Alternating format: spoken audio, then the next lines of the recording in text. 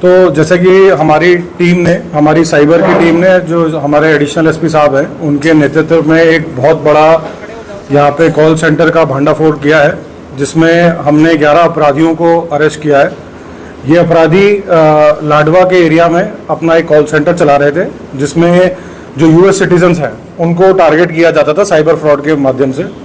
उसमें उनको मेनली ये बोला जाता था कि उनका जो यूएस सिटीजन्स हैं, उनका जो पैसा है वो कहीं ना कहीं नारकोटिक्स के पैसे के लेन देन में इन्वॉल्व है, और इस बेसिस पे उनको डराया जाता था और उनसे पैसे ऑनलाइन बिटकॉइन के थ्रू ऐंठे जाते थे। तो ये हमारे पास एक टेक्निकल इनपुट आया था, जिसमें हमारी टीम ने तुरंत कार्रवाई करते हुए एडिशनल एसपी साहब के साथ हमारी 3 टीमें इसमें गठित करी गई थी, जिन्होंने रात में लगभग 7:30 बजे के आसपास इनके ठिकानों पर रेड करी और 11 अपराधियों को अरेस्ट किया। इसमें अपराधियों की एज लगभग 20 से 25 साल की है, जिसमें उनको ये बोला जाता था, उनको कंप्यूटर पे एक स्क्रिप्ट दे दी जाती थी। उस स्क्रिप्ट में सारी चीज़ें लिखी होती थी कि उनको क्या क्या चीज़ें अपना जो कंप्लेनेंट है या क्लाइंट है, विक्टिम है, उससे बात करनी है। उसमें वो उनको यही बोला जाता था कि अगर आपका जितना पैसा है वो एक नारकोटिक के ट्रेड में इन्वॉल्व है, और अगर आप चाहते हैं कि इसको सेटल करना चाहते हैं, तो हमारे सीनियर अधिकारी से हम बात करके इस मामले को सेटल करा देंगे, रफा दफा करा देंगे।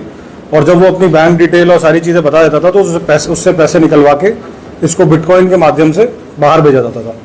तो जितने भी यहाँ पे लोग थे 11 के 11 उनको अरेस्ट करा गया, और जितने ये लोग थे मोस्टली लोग 12वीं पास थे, और जितने 12वीं पास थे कुछ फर्स्ट ईयर सेकेंड ईयर के ड्रॉप आउट भी थे, और ये अलग अलग शहरों से बिलोंग करते हैं। कोई दिल्ली से था, कोई वेस्ट बंगाल से था, कोई केरला से था।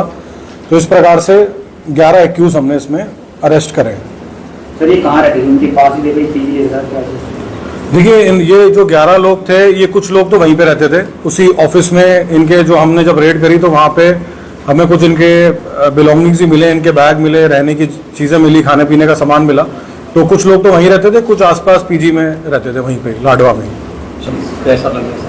देखिए, जो ये 11-12 लोग हैं, इनको मेनली यही बोला जाता था, इनकी 18 से 20 हज़ार रुपये की इनको मंथली सैलरी दी जाती थी, और इनको जब ज्वाइन करते थे जॉब तो ये बोला जाता था कि इनको नॉर्मल कॉल सेंटर की तरह काम करना है।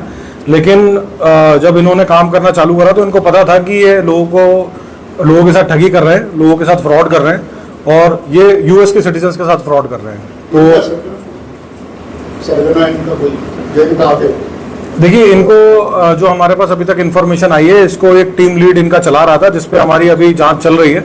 जो इनके तहत दिल्ली से भी जुड़े हुए हैं, और भी अन्य शहरों से और दूसरे स्टेट से भी जुड़े हुए हैं। तो इनका एक टीम लीड भी था, जिसपे हमारी पुलिस अभी हमारी टीम्स लगी हुई हैं, और उसको भी हम जल्द से जल्द अरेस्ट करेंगे और इस पर कार्रवाई करेंगे। देखिए, जो हमारी टोटल बरामदगी है, इसमें लगभग हमने 47 कंप्यूटर हैं जो वहाँ पे थे, और इनका यही रहता था कि कभी 25 लोग भी हो जाते थे जो करते थे, कभी 12 लोग भी हो जाते थे, कभी इससे ज़्यादा लोग भी हो जाते थे। तो इन्होंने अपनी तैयारी ये करी थी कि हमें लगभग 45 से 50 लोगों का यहाँ कॉल सेंटर चलाना है। तो हमें 47 कंप्यूटर इससे बरामद हुए हैं, 45 CPU और हेडफोन्स वगैरह सारी चीज़ें इनसे हमें बरामद हुई। देखिए, इसमें जो 11 लोग हैं, इनमें लगभग 4-5 लोग दिल्ली के हैं, कुछ लोग करनाल के हैं, 2 लोग यमुनानगर के हैं, और एक असम का, एक केरला का, और 2 यूपी के। तो इस प्रकार से अलग अलग। कितने टाइम से चल रहा था कॉल सेंटर? देखिए, जो अभी पूछताछ आई है उसमें ये पता चला है कि ये कॉल सेंटर लगभग 1-1.5 से 2 सालों से चल रहा था। तो जिसकी इंफॉर्मेशन हमें जैसे ही पता लगी तो हमने एक काफ़ी प्लान करके ये रेड को हमने कराया, और हमारी टीम्स ने बहुत अच्छा काम इसमें किया है। जो हमारे SHO साइबर हैं महेश, उन्होंने एडिशनल एसपी साहब प्रतीक के अंडर एक सक्सेसफुल रेड यहाँ पे प्लान करी। सर इसमें आप तक कितने लोगों से ठगी कर चुकी हैं, और कितना लोग होगा जो ठगी कर चुके हैं? देखिए, इसमें अगर मैं बताऊं तो जनरली एक पर्सन का अगर हम बात करें कितनी लोगों की ठगी ये करते थे, तो एक पर्सन से लगभग $1000 के आसपास भी एक दिन में ठगी कर लेते थे पर पर्सन। तो इनको जितने क्लाइंट्स फंसते जाएं उतने ही मतलब बेनिफिट होता था, क्योंकि अभी ये प्रिलिमिनरी स्टेज में है हमारी इन्वेस्टिगेशन। तो इनसे जो भी तार और जुड़ेंगे, कितने लोगों के साथ इन्हें ठगी करी है, उसका मनी ट्रेल कहाँ तक गया है, वो हम फाइंड आउट कर रहे हैं। ऐसा भी इसमें पकड़ा गया है जो इनको डाटा देता होगा आसपास का कोई? देखिए, इस पहलू पे हमारी अभी भी जांच चल रही है कि किस तरीके से कॉल जनरेट होते थे, क्या सॉफ्टवेयर था जिसके माध्यम से ये लोग बातचीत करते थे, यहाँ से यूएस के क्लाइंट्स कैसे उनके नंबर मिलते थे।